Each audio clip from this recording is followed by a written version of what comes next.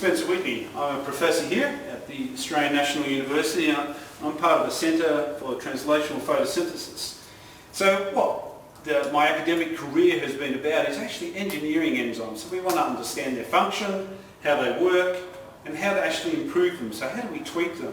But before we do that, obviously we need to understand how enzymes are put together and how they have their substrate specificity. So look, listen and learn.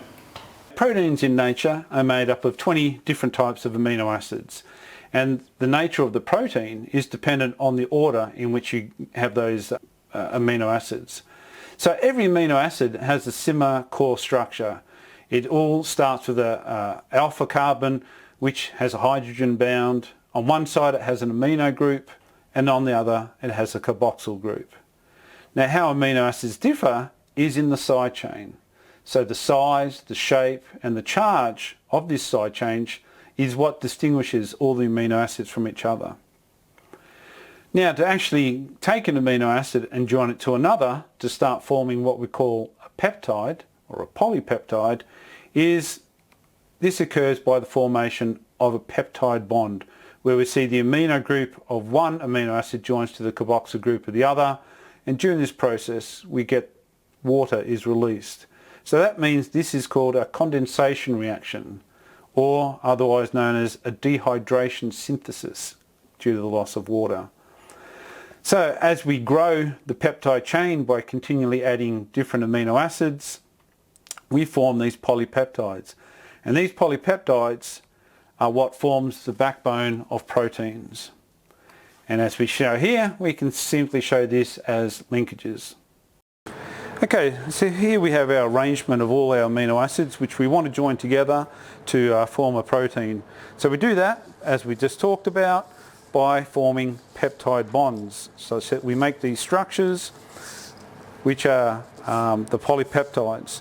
Now these polypeptides, what they can do is they can fold and form bonds between these side chains from the different amino acids, such that we go from having a primary structure into having a secondary structure. So no longer is it a linear molecule. And in reality, what proteins are is actually a quaternary structure, such that they actually form a three-dimensional shape. So if we can imagine that this is a folded protein.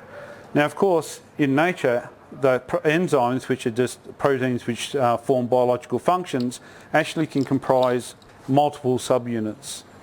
So for the enzyme to be functional, we need to assemble these subunits. So as we can imagine here, here's an enzyme which isn't quite right. And so it's actually quite unstable. It can't actually do its function and falls apart. But once an enzyme forms, so here we've got an enzyme which is made up of multiple subunits. We've got 9 subunits on the top, the bottom and 8 around the middle. And so now we actually have a functional enzyme which can do its job. The thing to realise is that proteins, depending on how many enzymes, depending on how many proteins they form together, dictates their size, and some enzymes actually comprise multiple components, and this is where they form a quaternary structure.